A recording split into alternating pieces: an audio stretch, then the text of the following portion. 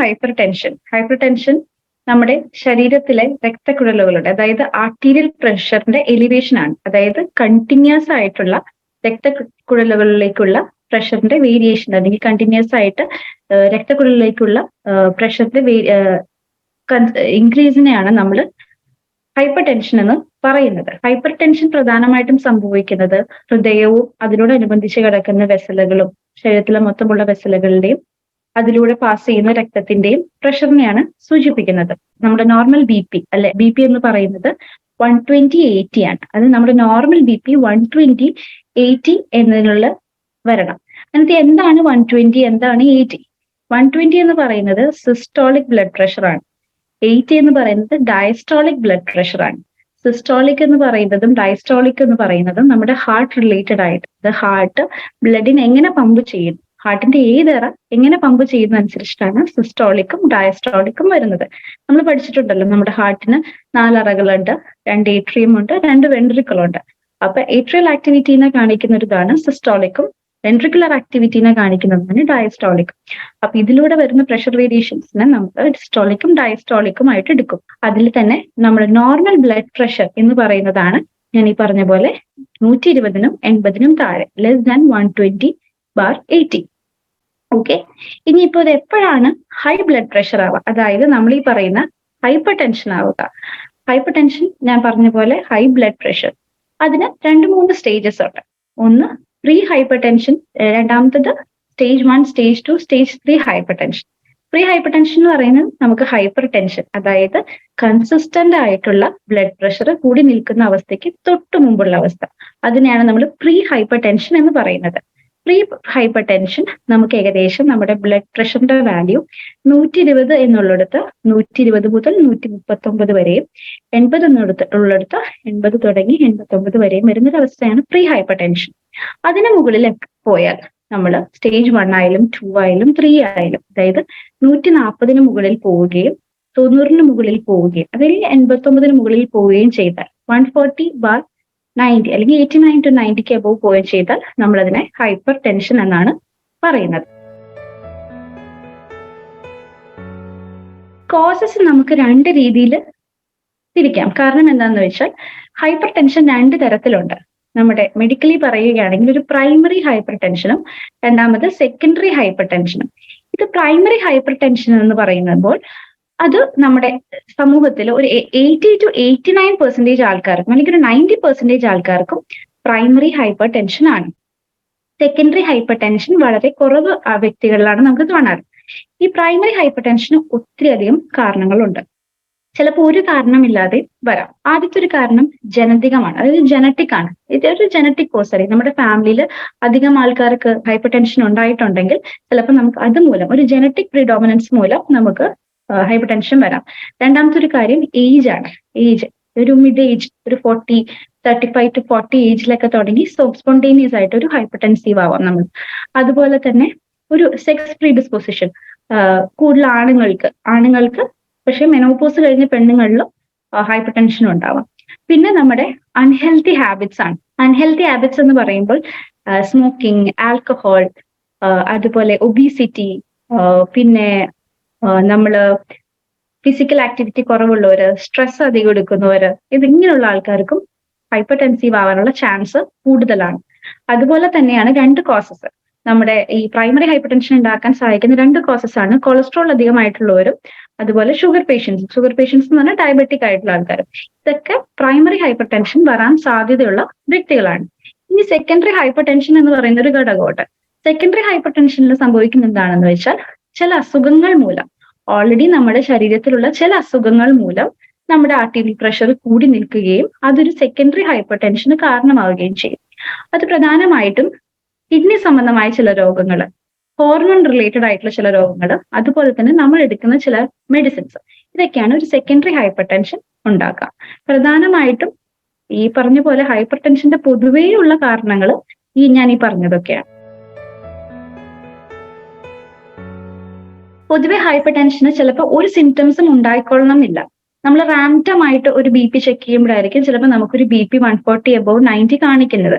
അതിന് നമുക്ക് പൊതുവേ സിംറ്റംസ് ഉണ്ടാവണം എന്നില്ല. ചില വ്യക്തികളിൽ ചിലപ്പോൾ തലവേദനയായിട്ട് കാണിക്കാം, കഴുത്തിന്റെ പുറകുവശത്ത് വരുന്ന വേദനയായിട്ട് കാണിക്കാം. ചില വ്യക്തികൾക്ക് കണ്ണ് ചെറുതായിട്ട് തലവേദനയോട് ചെറിയൊരു കണ്ണ് മങ്ങുന്ന പോലെ തോന്നാം, വൊമിറ്റ് ചെയ്യാനുള്ള ടെൻഡൻസി കാണിക്കാറുണ്ട്. അപ്പൊ ഇങ്ങനെയൊക്കെ ഒരു റാൻഡം സിംറ്റംസ് ആയിട്ട് വരുന്നവരെ നമ്മൾ എന്തായാലും BP ചെക്ക് ചെയ്ത് ഫോളോ അപ്പ് ചെയ്യണം. ഇനിയിപ്പോ ഞാൻ നേരത്തെ പറഞ്ഞതുപോലെ സെക്കൻഡറി ഹൈപ്പർ ടെൻഷൻ എന്ന് പറയുന്ന ഒരു കണ്ടീഷൻ ഉണ്ട്. സെക്കൻഡറി ഹൈപ്പർ ടെൻഷൻ ഏതെങ്കിലും ഒരു അസുഖം മൂലമായിരിക്കും ചിലപ്പോൾ വരുന്നത്. ഇപ്പൊ ഫിയോക്രോമോസൈറ്റോമ എന്ന് പറയുന്ന ഒരു അസുഖം നമ്മൾ പൊതുവെ കേൾക്കാത്തൊരു അസുഖമാണ്. പക്ഷെ അങ്ങനത്തെ ഒരു കണ്ടീഷനിൽ പേഷ്യന്റിന് പെട്ടെന്ന് നടക്കുമ്പോൾ കിതപ്പുണ്ടാകാം, അല്ലെങ്കിൽ പെട്ടെന്ന് ടയർഡ് ആകുന്ന പോലെ ഫീൽ ചെയ്യാം, പെട്ടെന്ന് നമുക്കൊന്നും ചെയ്യാൻ പറ്റാത്ത അങ്ങനത്തെ കുറെ ഒരു മിക്സഡ് ഓഫ് കുറെ കാര്യങ്ങൾ വരുമ്പോൾ നമുക്കത് ഫിയോക്രോമോസൈറ്റോമ ആകാം എന്ന് നമുക്കൊരു നിഗമനത്തിലെത്തി. ആ കണ്ടീഷനിൽ ചിലപ്പോൾ നമുക്ക് BP ഉണ്ടാകാം. അപ്പൊ ചില ഡിഫറെന്റ് കണ്ടീഷൻസിൽ പല സിംറ്റംസും കാണിക്കാം. എന്നാൽ ജനറലി മെയിൻ ആയിട്ട് കാണിക്കുന്ന ഒരു കോമൺ സിംറ്റം എന്ന് പറയുന്നത് ഒരു ഹെഡേക്ക് ആണ്. പിന്നെ ചില വ്യക്തികൾക്ക് നമുക്കൊരു ഷോർട്ട്നെസ് ഓഫ് ബ്രത്ത് ഉണ്ടാവും, നടക്കുമ്പോൾ അല്ലെങ്കിൽ ഒരു ശ്വാസം എടുക്കാൻ ഒരു ചെറിയ ബുദ്ധിമുട്ടുള്ള ഒരു അവസ്ഥ. പക്ഷെ നെഞ്ചുവേദന എന്ന് നമുക്ക് പറയാൻ പറ്റില്ല, ഒരു ചെറിയ ബുദ്ധിമുട്ട്. അങ്ങനെയും ചില വ്യക്തികൾ പ്രസന്റ് ചെയ്യാറുണ്ട്. ഹൈപ്പർ ടെൻഷൻ ഞാൻ നേരത്തെ പറഞ്ഞ പോലെ അതൊരു നമ്മുടെ മൊത്തത്തിലുള്ള ഹൃദയത്തിന്റെ ഔട്ട്പുട്ടിന്, കാർഡിയാക് ഔട്ട്പുട്ടിന് ബേസ് ചെയ്യുന്ന ഒരു കാര്യമാണ് ഹൈപ്പർ ടെൻഷൻ. അപ്പോൾ ഈ കാർഡിയാക് ഔട്ട്പുട്ട് ചെല്ലുന്ന സ്ഥലങ്ങൾ, അതായത് ഈ പ്രഷർ വേരിയേഷൻസ് വരുന്ന എല്ലാ സ്ഥലങ്ങളും, അതായത് നമ്മുടെ മെയിൻ എല്ലാ ഓർഗൻസും വളരെ ഇമ്പോർട്ടന്റ് ആണ്. ഈ ഹൈപ്പർ ടെൻഷന്റെ കോംപ്ലിക്കേഷൻ അല്ലെങ്കിൽ റിസ്ക് ഫാക്ടർ എന്ന് പറയുന്നത് എൻഡ് ഓർഗൻ ഡാമേജ് ആണ്. പ്രധാനമായിട്ടും ബ്രെയിൻ നമ്മൾ എടുക്കുകയാണെങ്കിൽ നമുക്ക് ഈ പ്രഷർ വേരിയേഷൻസ് ഭയങ്കര വരികയാണ്. പെട്ടെന്ന് പ്രഷർ വേരിയേഷൻ വന്ന് ചെറിയ ഞരമ്പുകളൊക്കെ പൊട്ടാൻ സാധ്യതയുണ്ടെങ്കിൽ തലയിൽ, അതായത് ബ്രെയിനിൽ ഹെമറേജസ് ഉണ്ടാകാം. അതുപോലെ അത് സ്ട്രോക്കിന് കാരണമായേക്കാം. സ്ട്രോക്ക് നമ്മൾ കേട്ടിട്ടുണ്ടല്ലോ, സ്ട്രോക്കിന് കാരണമായേക്കാം. അതുപോലെ പെട്ടെന്നൊരു അവസരത്തിൽ പെട്ടെന്ന് ഓർമ്മയില്ലാതെ കുറച്ചു നേരം ആയി പോവുക, ഒരു ട്രാൻസിയന്റ് ഇസ്കീമിക് അറ്റാക്ക് പോലെ വരാം. അങ്ങനെ ബ്രെയിനിനെ എഫക്ട് ചെയ്യാം. അതുപോലെ തന്നെ കണ്ണുകളിലൊക്കെ വളരെ ചെറിയ ഞരമ്പുകളാണ്, ചെറിയ രക്തക്കുഴലുകളാണ്. അതൊക്കെ പെട്ടെന്നൊരു പ്രഷർ വേരിയേഷനിൽ പെട്ടെന്ന് അത് റപ്ചേർഡ് ആകാം. അപ്പൊ റെറ്റിനോപ്പതി പോലുള്ള കാര്യങ്ങൾ ഉണ്ടാകാം. അതുപോലെ തന്നെയാണ് കിഡ്നി റിലേറ്റഡ് കാര്യങ്ങൾ. ചില കണ്ടീഷൻസിൽ GI ബ്ലീഡ്, അതായത് ഗ്യാസ്ട്രോ ഇൻറ്റസ്റ്റൈനൽ ബ്ലീഡ്, വയറ് സംബന്ധമായിട്ടുള്ള പ്രശ്നങ്ങൾ, സിവിയർ റീനൽ ഫെയിലിയർ പ്രോബ്ലംസ്, അതൊക്കെ BP റിലേറ്റഡ് ആയിട്ട് വരാൻ സാധ്യതയുള്ള, BP കൂടുതലാകുമ്പോൾ വരാൻ സാധ്യതയുള്ള റിസ്ക് ഫാക്ടേഴ്സ് ആണ്. അതിന് നമ്മൾ പ്രധാനമായിട്ടും BP കറക്റ്റ് സമയത്ത് ഐഡന്റിഫൈ ചെയ്യുക എന്നുള്ളത് വളരെ ഇമ്പോർട്ടന്റ് ആണ്. ഞാൻ പറയുക, ഒരു 40 വയസ്സ് കഴിഞ്ഞാലുള്ള ആരായാലും ഒരു 6 മാസത്തിലോ 1 വർഷത്തിലോ BP ഒരു 2 തവണയെങ്കിലൊക്കെ ഒന്ന് ചെക്ക് ചെയ്യണം. എന്നാലാണ് നമുക്കത് കറക്റ്റ് സമയത്ത് ഐഡന്റിഫൈ ചെയ്ത് നമുക്ക് ഈ റിസ്ക് ഫാക്ടേഴ്സ് ഒഴിവാക്കാൻ പറ്റത്തുള്ളൂ. ഹാർട്ടിനും ഇതേപോലെ ഇപ്പൊ നമ്മൾ കുറെ നാളധികമായിട്ട് BP നിന്ന് കഴിയുന്ന ഒരു വ്യക്തിക്ക് ഹാർട്ടിലേക്കും ഒത്തിരി ബുദ്ധിമുട്ടുകൾ വരും. നമ്മൾ BP കൺസിഡർ ചെയ്തില്ല, നമ്മളത് ട്രീറ്റ് ചെയ്തില്ല എങ്കിൽ ഗ്രാജുവൽ ആയിട്ട് ഹാർട്ടിന്റെ പമ്പിങ്ങിനെ അത് എഫക്ട് ചെയ്യും. അതൊരു ഹാർട്ട് ഫെയിലിയറിലോട്ട് പോകാൻ വളരെയേറെ സാധ്യതയുണ്ട്. ഹൈപ്പർ ടെൻഷന്റെ ഫസ്റ്റ് ട്രീറ്റ്മെന്റ് ഞാൻ ആദ്യമേ ഇതിന്റെ കോസസ് പറഞ്ഞല്ലോ. കോസസ് പറഞ്ഞതിൽ ഒത്തിരി കാര്യങ്ങളുണ്ട്. അതിനകത്ത് മെയിൻ ആയിട്ടുള്ള അൺഹെൽത്തി ഹാബിറ്റ്സ്, ആൽക്കഹോൾ, സ്മോക്കിംഗ്, അങ്ങനത്തെ കുറെ കാര്യങ്ങളുണ്ട്. അപ്പൊ ഹൈപ്പർ ടെൻഷന്റെ ട്രീറ്റ്മെന്റ് എപ്പോഴും നമ്മൾ ആദ്യം പറയുമ്പോൾ നമുക്ക് ഇത് കോസ് ചെയ്യുന്ന കുറച്ച് റിസ്ക് ഫാക്ടേഴ്സ് നമുക്ക് മാറ്റാൻ സാധിച്ചാൽ ചിലപ്പോൾ ഹൈപ്പർ ടെൻഷൻ സ്വാഭാവികമായിട്ടും നമുക്ക് കുറഞ്ഞു വരും. അപ്പൊ ആദ്യം നമ്മൾ ലൈഫ് സ്റ്റൈൽ ചേഞ്ച് മോഡിഫിക്കേഷൻസ് ആണ് ചെയ്യേണ്ടത്. ലൈഫ് സ്റ്റൈലിൽ എന്തൊക്കെയാണ് നമ്മൾ പ്രധാനമായിട്ടും നോക്കേണ്ടത്? ഫസ്റ്റ് ഓഫ് ഓൾ പറയുന്ന ഇങ്ങനത്തെ ഹാബിറ്റ്സ്, സ്മോക്കിംഗ്, ആൽക്കഹോൾ, അങ്ങനത്തെ ഉള്ള ഹാബിറ്റ്സ് നമ്മൾ ഒഴിവാക്കാൻ പരമാവധി ശ്രമിക്കാം.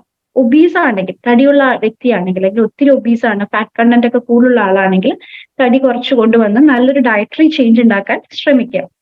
ഒത്തിരി സോൾട്ട് ഇൻടേക്ക് എടുക്കുന്ന ഒരു വ്യക്തിയാണെങ്കിൽ, ഞാൻ നേരത്തെ റിസ്ക് ഫാക്ടേഴ്സിൽ പറയാൻ പറ്റൊരു കാര്യമാണ് സോൾട്ട് ഇൻടേക്ക് അധികമായിട്ടുള്ള ആൾക്കാർ. അങ്ങനെയുള്ള വ്യക്തികൾ ഉണ്ടെങ്കിൽ ആ സോൾട്ട് ഇൻടേക്ക് കുറയ്ക്കുക. അതുപോലെ തന്നെ നല്ല ഫിസിക്കൽ ആക്ടിവിറ്റി ഉണ്ടാക്കുക, സ്ട്രെസ് റിലീഫ് ചെയ്യുക. സ്ട്രെസ് നമ്മൾ വെച്ചുകൊണ്ടിരിക്കാതെ സ്ട്രെസ് റിലീഫ് ചെയ്യാനുള്ള കാര്യങ്ങൾ നോക്കുക. ഇതൊക്കെ റിവേഴ്സിബിൾ കോസസ് ആണ് ഹൈപ്പർ ടെൻഷന്റെ. അതായത് നമുക്ക് ട്രീറ്റ് ചെയ്യാൻ പറ്റുന്ന, അതായത് നമുക്ക് കൺട്രോൾ ചെയ്ത് കൊണ്ടുവരാൻ പറ്റുന്ന കാര്യങ്ങളാണ് ഹൈപ്പർ ടെൻഷന്റെ. ഇപ്പൊ ഫസ്റ്റ് ട്രീറ്റ്മെന്റ് മെത്തേഡ് എപ്പോഴും ലൈഫ് സ്റ്റൈൽ ചേഞ്ച് മോഡിഫിക്കേഷൻ ആണ്. ഇനിയിപ്പോ ഒരു 140/90 നമ്മളൊരു 2 പ്രാവശ്യം, അല്ലെങ്കിൽ ഇപ്പൊ ഒരാഴ്ചയിൽ ഒരു പേഷ്യന്റ് വന്നിട്ട് നമ്മൾ 2 പ്രാവശ്യം BP നോക്കുമ്പോൾ 140/90 മുകളിലാണ്.